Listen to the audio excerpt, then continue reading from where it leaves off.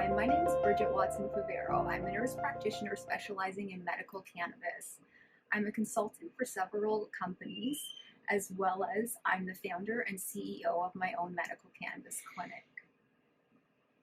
We specialize in seeing patients with chronic, difficult to treat conditions, and we see patients across Canada virtually.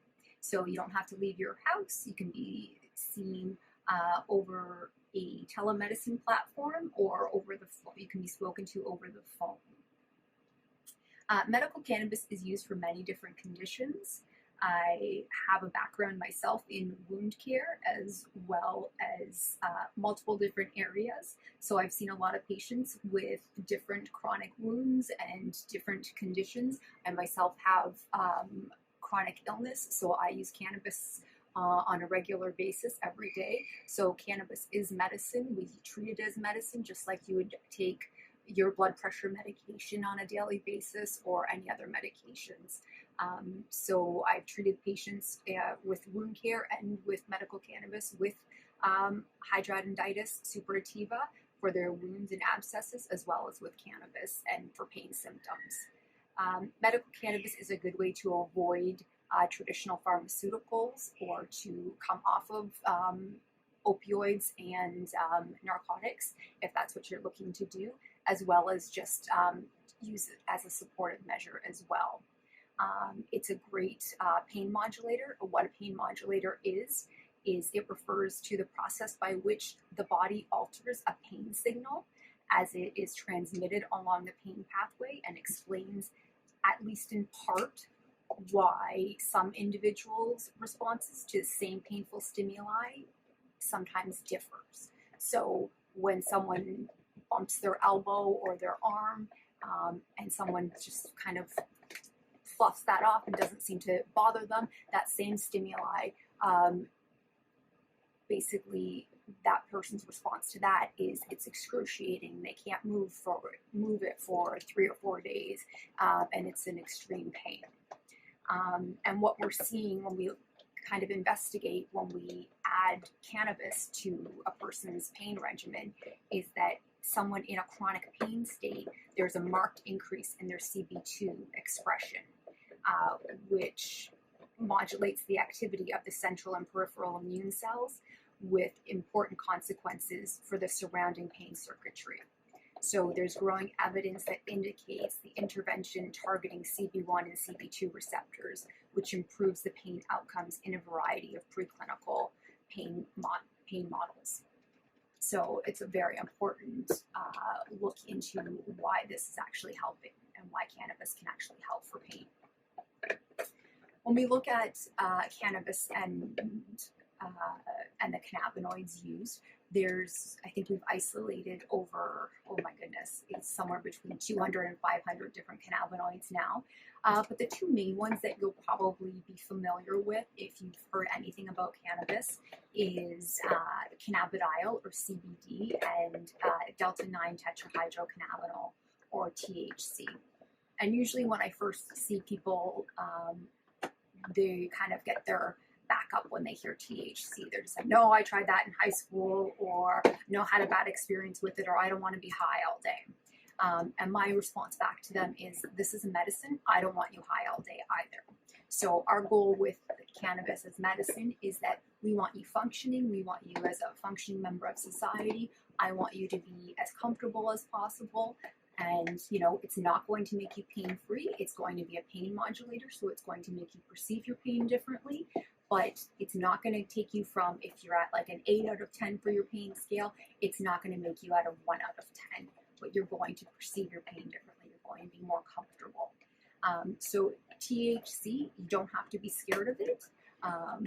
And most of the time, most of the full spectrum cannabis that we use does have a little bit of THC in it, and that's going to help activate it. So I always kind of reference it as like the traffic cop to your CBD. So it's going to tell your CBD where to go. Otherwise, your CBD kind of just floats around in your system. So it's basically going to say, going to tell your CBD, like, you go over to this cell, you go over to this neurotransmitter, you go this way. Otherwise, it's just not going to really do too much. So we're not using mega doses unless we really need it.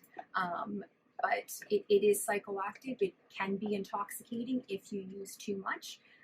So we always start really low and go slow with our THC. THC is a CB1 receptor. It works in our brain and our central nervous system, and it's an agonist, and it's weak on our CB2. Its effects are, it's an antiemetic or an anti-nausea. It's an analgesic and pain medication. It's an anti-inflammatory. It helps with neuropathic pain. It can be an appetite stimulus. It's an antispasmodic. It can be sedating if we use the right dosage and the right amount and the right strains. It can be help with muscle relaxation and tension. And there's been some really good research coming out about tumor regression, and that's still in its early stages. And then cannabidiol or CBD.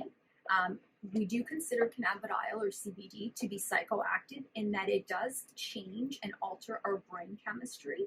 However, we consider it non-intoxicating, as it does not cause us to feel high or have any of those symptoms. So as long as your THC dose in your CBD is not too high. So I always tell people to be conscientious of the dose of THC in our CBD bottles. So if it's usually around 3 milligrams or less, then that's usually safe to work on, carry on all your normal activities.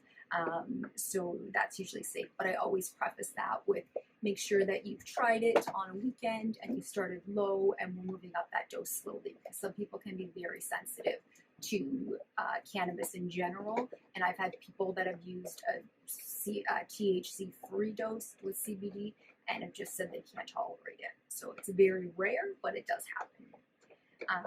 So CBD has an indirect effect on the regulatory enzymes in the endocannabinoid system, and it can work as an antagonist effect towards THC. So that means that it pulls out some of those psychoactive, intoxicating effects. So a lot of times if people are really nervous of those THC effects, but they need it, so if they have like a really bad neuropathic pain, or their pain is just not cutting it with that straight CBD and with that little tidge of a dose of THC that's in that bottle, then I'll add in some extra THC, but I'll boost up their CBD.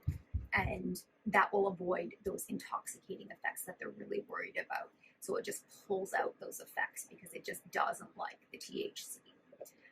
Some of the effects that you'll get from cannabidiol or CBD are the anti-inflammatory effects, antiemetic or anti-nausea effects again, analgesic and pain effects, and those ones are a bit more mild.